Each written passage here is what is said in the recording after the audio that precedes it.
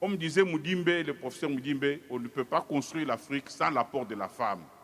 La femme est une créativité et elle va nous parler de cela en termes de technologie et de sciences. Madame, vous avez la parole. Distingués invités à vos titres et qualités, bonjour à tout le monde. Je commence d'abord à remercier le président des collectifs pour les États-Unis d'Afrique et tous les comités qui sont organisés, en fait, les personnes qui se sont organisées pour que nous soyons invités comme panélistes dans cette grande célébration pour les États-Unis, collection des États-Unis d'Afrique.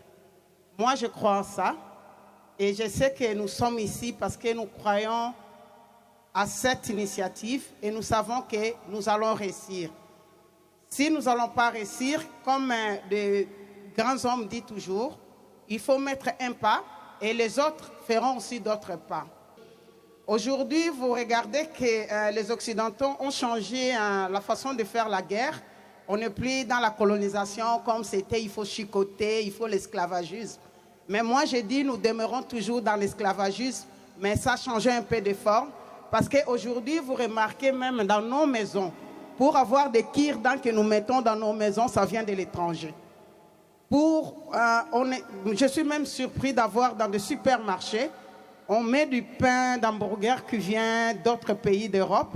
Et nous sommes aussi fiers d'acheter ce pain, en même temps que dans notre pays, nous-mêmes, nous pouvons fabriquer le pain.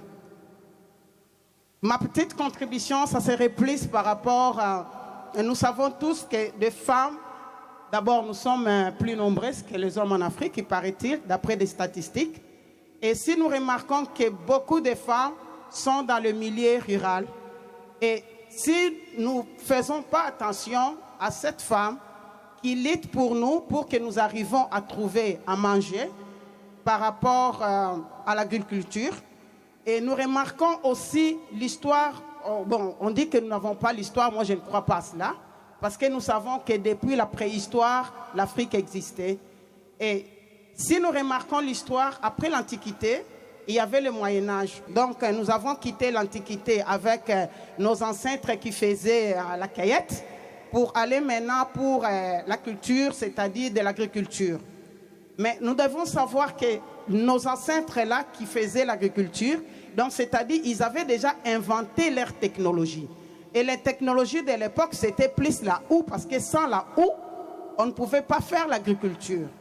Mais imaginons-nous, depuis cette période, si nos ancêtres se réveillent aujourd'hui, depuis le Moyen-Âge, je crois qu'on a dépassé jusqu'à devenir à l'époque contemporaine, si je ne me trompe pas. Donc, nous sommes toujours avec la même technologie. Ils vont même s'étonner que nous, on a commencé quelque part. Et vous êtes toujours là, jusqu'aujourd'hui, toujours avec la houe, que nos parents, nous continuons à faire le champ. Et c'est ça qui nous permet de vivre.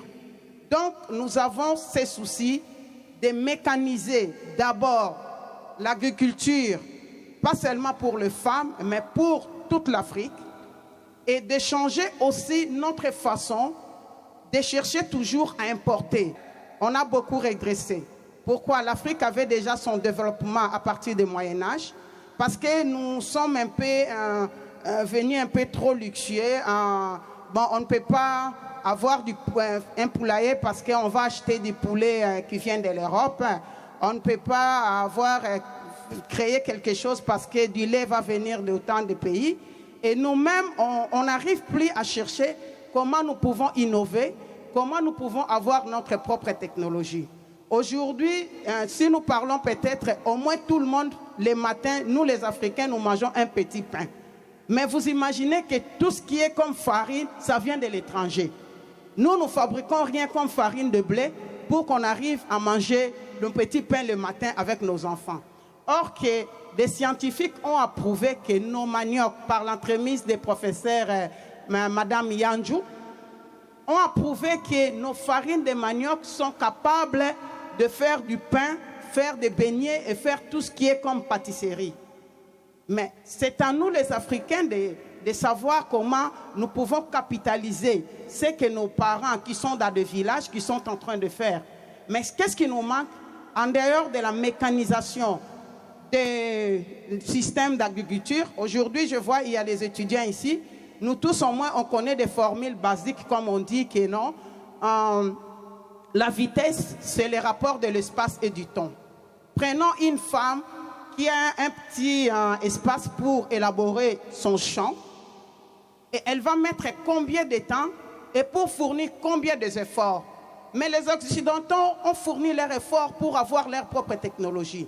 Et nous restons toujours dépendants de leur technologie. De notre façon, nous pouvons aussi faire pour changer la façon de la mécanisation dans nos champs et qui va permettre aussi de faire quitter l'insécurité alimentaire.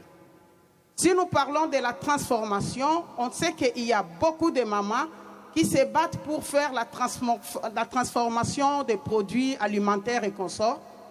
Mais nous devons nous donner à cela. Et si l'Afrique veut être un continent uni, nous devons d'abord quitter la dépendance de la technologie des Occidentaux. Si nous avons notre propre technologie, pour moi, ça serait un point de départ qui va nous permettre d'avancer.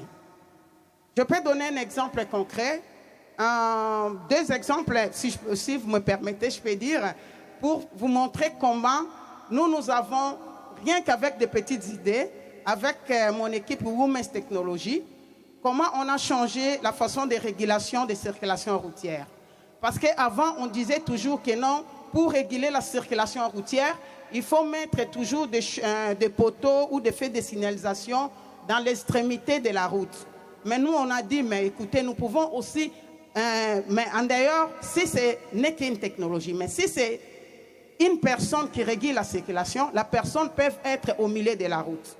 Alors, avec mon équipe, nous avons dit, ben, écoutez, s'il y a déjà un individu qui peut rester au milieu de la route, alors formons un robot de forme humanoïde qui peut permettre aussi à réguler la circulation parce que nous avons tenu compte de la pénibilité de la personne parce que des fois, nous, quand on passe sur la route, on voit toujours les roulages comme nos ennemis, mais au moins, nous ne voyons pas la pénibilité de leur travail, d'être sur un socle et faire le même mouvement en répétition comme un robot. Et cela nous a dit, mais nous ne pouvons pas changer les données et mettre aussi, peut-être, en fait, comme l'être Dieu nous a créé, nous regardons avec un angle plat, mais un robot peut regarder avec 360 degrés. C'est-à-dire que si le roulage donne le dos derrière, comme je suis là, je ne sais pas qu'est-ce qui se passe derrière moi, mais au moins le robot peut voir parce qu'il a les yeux, en fait, des caméras, si je peux dire, qu'on peut mettre derrière là. J'avais amené quelque chose.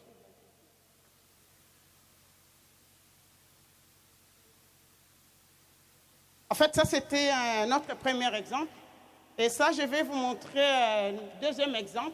Pour montrer que nous, en Afrique, nous sommes aussi capables, surtout nous les femmes, de changer les pays, en fait, de changer l'Afrique et que nous amenons notre propre technologie de notre manière.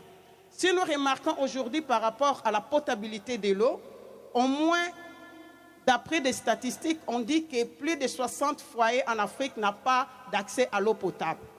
Et pourquoi nous n'avons pas? Parce qu'il y a des technologies qu'on nous a obligés de rester avec ça, c'est-à-dire que nous sommes, que ce soit nos communes, que ce soit nos villages de nos parents, sont toujours traversés. On m'a appris que pour avoir du village, il faut toujours avoir rivière d'eau à côté.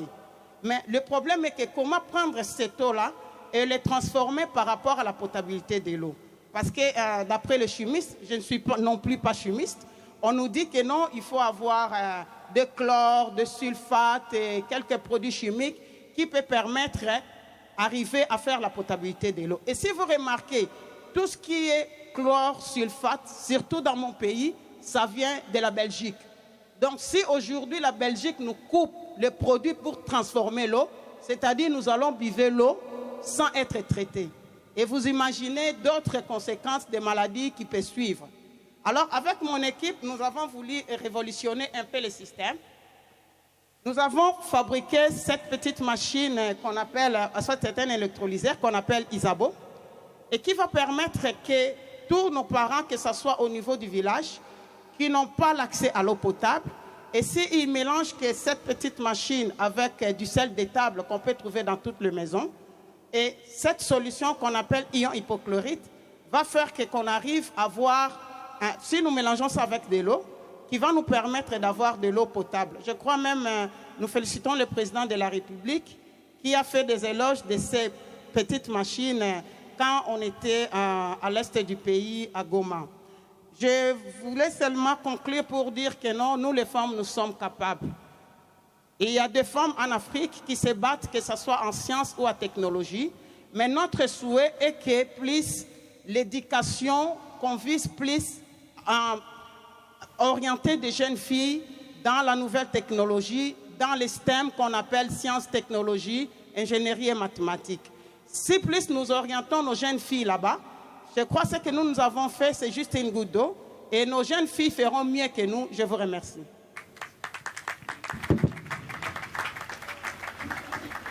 Bon, nous remercions Madame Thérèse, nous te remercions. Oui, tu es un modèle pour les femmes. Et ce sont elles, les femmes d'ailleurs, qui vont faire le développement du Congo.